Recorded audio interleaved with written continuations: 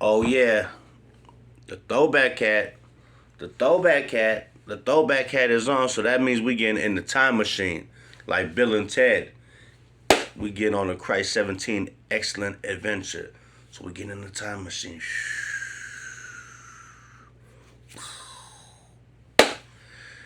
Tracy, California. We gonna go 90s, early 90s, mid 90s, a little bit of both. This is the story of Bug. Okay, I'm not gonna say his real name, but everybody knows who Bug is. He used to be in a Volkswagen. So I've known this kid probably all my life. When I used to go see my grandmother in Tracy, him, his mother, and his little sister, they live directly across the way on Carlton. So, I used to see him every summer. I used to come see my mom and all that. And when he was younger, he was had some kind of sickness that kept him in a wheelchair for a while, but he beat that. He came out of that. He went to the army and whole bunch of shit. But we're gonna rewind a little bit back. We're gonna go. I want to say 95. Okay. So the kid first got his Volkswagen Bug. It was a red Bug, and he thought he was the shit. Right? No lie. He used to come by, pick us up. We used to ride around. We used to have fun. I'm not gonna lie. We used to drink a little bit, smoke, but he always thought he could outdrink me or outsmoke me. He was one of those kids who was jealous because I came from New York. I lived there. I lived in San Francisco, and I just knew more than him. I just knew more everything, and people and girls would gravitate towards me. That's just how it was when I was younger. I was that kid. Braids, everything, fresh to death, the whole shit. So he used to try to hang out with me and my boy Stick. So we used to drink all kind of shit. So there, there was this one night, right? And we had this one bottle of some strong ass liquor. I'll never forget this shit. It's called Wild Spirit. And it had like a chocolate taste to it, right? So he's trying to talk his shit. Yeah, you can't drink like me, and he's talking shit to me, Stick, and he's like, yeah, and he started guzzling this bottle, right? And it's like I want to say it was like 100 proof, or maybe more than that. I'm not sure, but it had like a chocolate taste, so the taste would fool you, and we was already drinking before that, so we got the Wild Spirit, and after a few hours, he started getting real wasted. I mean, white girl wasted. But he was throwing up like black shit. And we in my grandma's backyard. And he threw up this shit on my grandma's grass, right? And when he threw up there, I didn't trip on it because I've thrown up too. But whatever he threw up, it burnt like a hole in my grandma's grass where that patch would never grow back. After a couple years, it still never grew back. That one part, whatever he threw up, never lasted. So let me fire up because it's gonna be a pretty long one. So we gotta carry this fool inside the house. He's fucking done. We trying to take his keys from him, right? So the next thing you know, about 20 minutes go by, me and my man, we smoking outside. This motherfucker then found the keys and drove his ass home. I don't know how he drove his ass home because he could barely walk. So then his mom calls me. She's complaining. She's talking shit. Why you get him drunk? I said, I didn't get him drunk. He was drinking with us. We tried to hide his keys, and he still tried to drive home. So that's done with. Now he starts trying to come around the corner to where the spot was. Court Block, and I'm talking about everybody was over there. I'm talking about gangsters. I'm talking about hustlers. I'm talking about dope fiends. It was like the spot. It was called Court Block. It was a dead end block, and way back then it was cracking. Motherfuckers was hustling there, fighting. They had gangs over there. They had all kind of shit. It was cracking. Stick lived over there. I had another boy that lived there. I knew everybody there, so I used to hop the fence and I'd be right there on Court Block. So he tried to come around there and chilling. Everybody used to be like, who's this goofy white dude? Like, you know what I'm saying? Because he wasn't smart for the streets. He was a smart ass and thought he knew everything, but really didn't know shit. So he's in his bug, and one day he pulls up to the block, and it's me and my man there. Stick and me's like always there. He pulls up in the bug with beat slamming, boom, boom, boom, like he's fucking slumping, he's slapping. So we hop in the car, we take a ride, and we're like, damn, this shit slapping. We get some beers, we come back, we drink a little bit, and the other people on the block hear this kid slumping. And you gotta know, during those days in Tracy, the big thing was breaking in the cars, stealing your deck, stealing your beat. That was the big thing. That was the biggest thing. There was no cameras. There wasn't all these Ring doorbells alerting you when somebody's inside your yard. There was none of that. If your ass didn't have no dog and your dog didn't bark and you didn't go look, then you wouldn't know shit. So, the first fucking day, so he spends about $800 on this system, right? But he doesn't spend $50 for a car alarm. So now we go to my grandma's house, and now see, he's been on the block, he's bumping, everybody's hearing his beat, know what his car looks like. So he goes to my house. It's me, Stick, him, and my folks, Louie, when he was younger. So we in there, we playing some kind of game. I think it's home run contest, something, but we're playing the game. So Bug's there. It's about 11:30 at night. He's about to leave. So I open up the door for him. He walks out the door, and he said, yo, my door's open. These motherfuckers climbed the fence and peeled his whole system. They were so cold, they even left the screwdriver on his seat. On his fucking seat. This kid crying. So he goes over there and he sees like 7, 8 guys with his shit, putting it into a car trunk and close the trunk. So he goes up to him and he's like, you got my shit in your trunk. It's like 7 of them. He's gonna get his ass mopped. I'm talking about mopped. So the dude tells him, he said, if I open my trunk and it's not inside the trunk, we're gonna beat your ass. So guess what he did? He didn't ask him to open that trunk. He climbs back over the fence, comes all the way to us, and says, can y'all come over there and help us get my beat back? But see, this is the part here. Is the people who took his beat, we knew them. And we knew that's what they do, and they run in a big pack.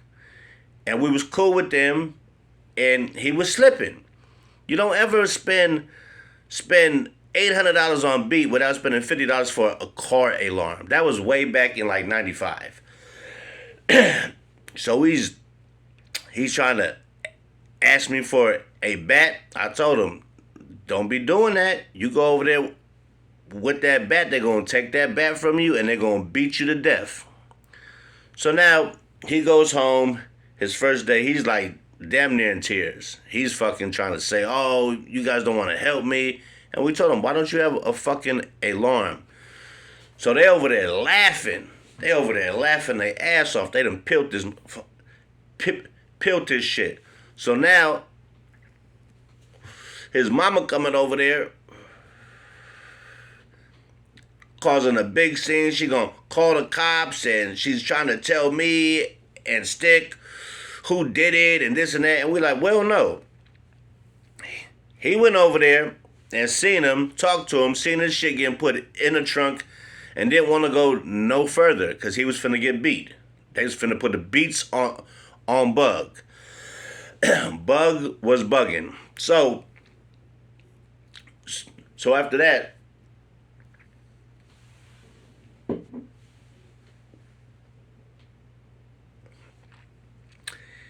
he didn't come over to my house for a while. It was like a week. So he kept start coming back over, trying to chill with us, smoke, drink. And he had a thing for my son's mother. Because he was wondering, how did I get a black girlfriend? And I guess he was wondering why. So he always had a thing like, how did you do this? And he used to like try to say little slick shit to her. And she thought he was a weirdo, which he was. When it all came down to it, he was weird. So I end up moving to New York, right? So he still starts coming back to the block, trying to hang with my man Stick.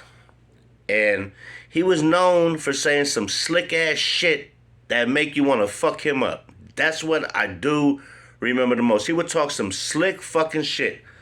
So my man Stick had him at a little spot on the block. They was inside the house.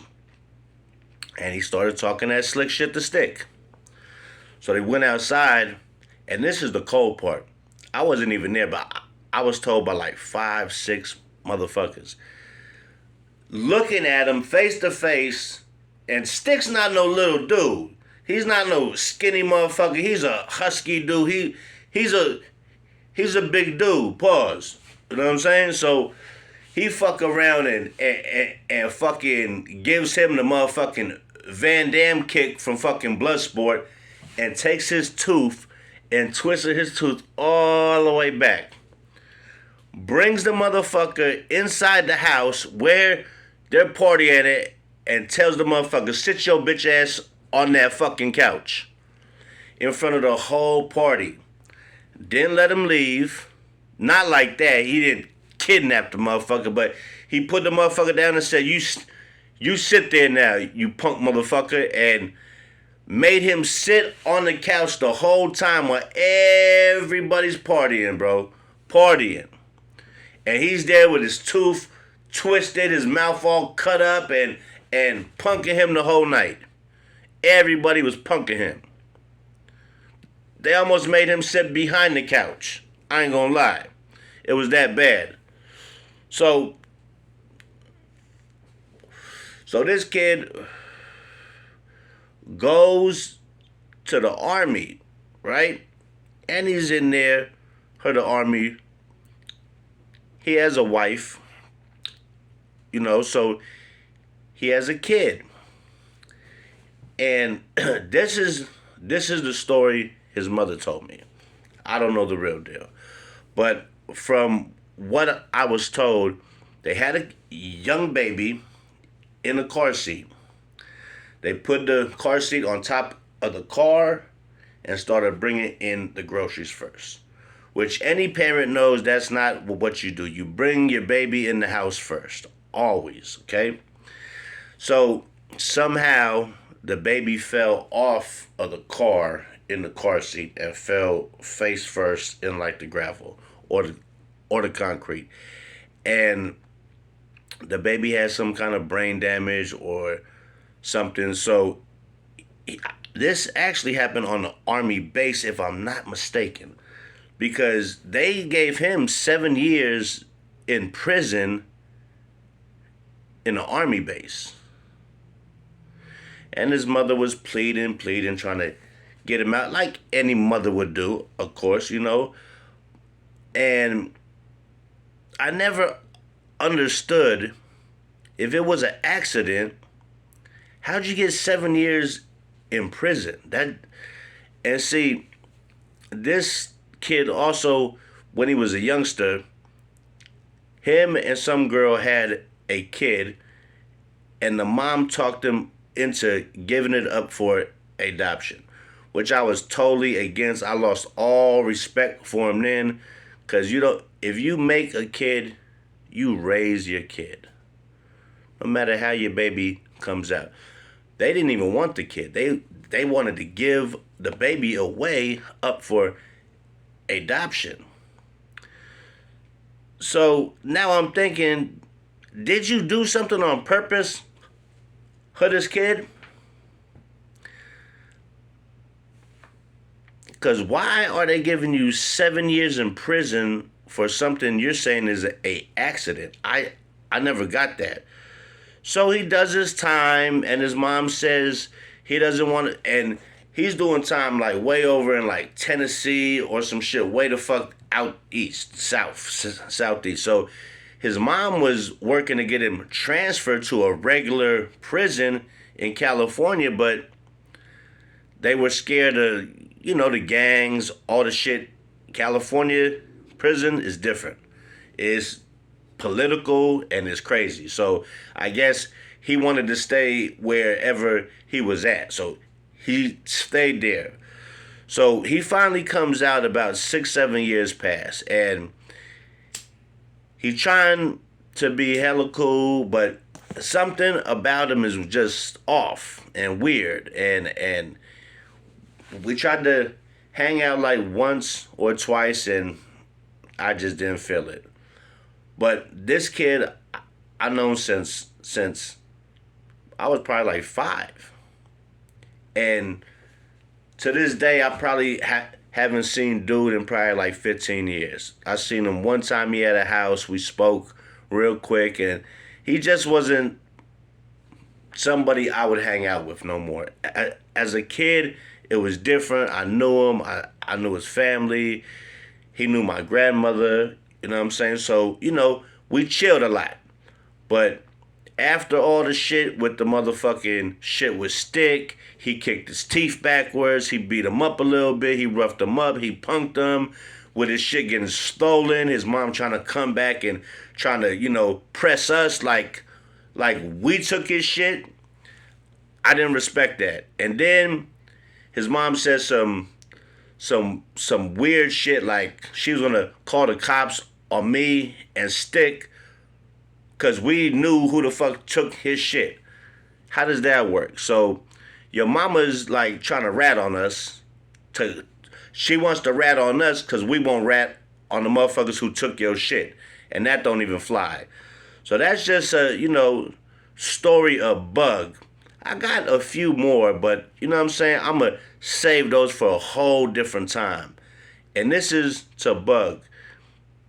You're going to see this one day, and you're probably not going to like it. But it is what it is. Who doesn't get a $50 car alarm when they got almost $1,000 worth of beat? And the cold part is they peeled him in the first day he got his car. I know who took his shit, but I'm not going to go get his shit back. Nah, it doesn't work like that. You snooze, you lose. That's the game. You slipping, motherfucker gonna come and take your shit. That's just how the game was. He knew the game was like that. Because he's seen motherfuckers there before with car stereos trying to sell it. Trying to trade the shit for drugs. And these is little dudes. I'm talking about 14, 15-year-old dudes coming with 3, 4 of them trying to trade the shit for dope. Heroin. Way back then, yeah. There was little motherfuckers doing heroin. And I couldn't believe it. Not even in New York I was seeing youngsters do drugs. In New York, that's frowned upon. But But for some reason, that's what they was doing in 95. Little youngsters was tearing shit up, trading the shit for heroin, and they was doing it. It was tar. They would get the tar, get some other shit to fucking mix it, get a spoon, chop that shit up real good on a plate. Next fucking thing you know, these little dudes is nodding, my man, nodding. Crazy shit, man. It's just, this is a throwback story about Bug. One day that you'll see this, you probably ain't gonna like it, but hey, that's on you, brother. Christ 17 TV with another one, and I'm gonna keep throwing some more throwbacks because I ain't throwing no throwbacks in a minute. So I'm gonna make this month throwback month. August is gonna be throwback month. I'm gonna be coming with a lot of throwbacks, and I'm gonna get my man Stick on here and tell some of his shit with me, and we're gonna call that shit Story Time with Stick. Stay tuned. I got some big things coming on my lives and all the shit. This is Christ 17, and we coming back at you and at you and at you and at you again. Oh, and one more thing. My mom, she met him, and she never liked that little dude. She always said, matter of fact, I remember saying why my mom don't like him. Because when I was like 13, we was in his dad's car. No. I'll take that back. I was 15. He was 16. He was always a year older than me. So he had his motherfucking L's, and he had his dad's Camaro. I think it was a white Camaro. So we going somewhere, and we driving by, and I'm young, dumb, hot-headed, fresh from the Bronx every summer. Life ain't no joke. It's not easy. Life is rough on me. So when I come out here, it's like, so this motherfucking kid flips me off. So I tell him, come around the corner. Same kid was there. I got out and beat the shit out that kid. So I guess they come out and see the license plate. The cop end up coming to his dad's house. So he ends up telling the police that I beat the kid up. So I was leaving back to New York in 3 days, and police came to my grandma's house, put me in cuffs, took me down to the little ass police station, asked me what happened. I told him. He flipped me off, saying some crazy stuff. I beat him up. The cop said, where do you live? Because my fucking accent was deep. I said, I'm from the New York. I didn't say the Bronx. So then I told him, I leave in 3 days. He said, well, since you live in 3 days, I want you to go home and never come back here. Because if you was here longer, I'd be sending you to juvenile hall now. That's why my mom don't like you, because you're a fucking rat. Because you ratted on me when I was a kid. I forgot about that till now. Because moms didn't like you. After that, she's like, he's a rat. Don't trust him. He'll give you up quick, and sure the fuck enough, he did. But we still hung out with him years after, like 3 years after he came around. So that was my fault for even hanging with somebody who did some shit like that to me in the past. So with that being said, Christ 17, catch you on the flip side. Like and subscribe, comment down. This is the story of Bug. The kid who bought the $1,000 damn near system, but didn't buy a $50 car alarm and got his shit peeled and almost got beat by a gang of motherfuckers that he tried to run up on and ask for his shit back. And they told him, this your shit is not your shit, it's my shit. And if I tell you it's my shit and it's not your shit, we're going to beat you up. And he turned around and bounced. So that's on him, man. Christ 17, catch you on the flip side, man. Another throwback story, and I might make this throwback August for your ass. Look for the lives coming. Story time with Stick. I got some lives of my bro JR, Chi-Town, Joe. We're going to go Miami Mike TV, all that. We coming. Catch you on the flip side, man. It's Christ 17 TV, and we'll be back at you in a flash. Happy Friday.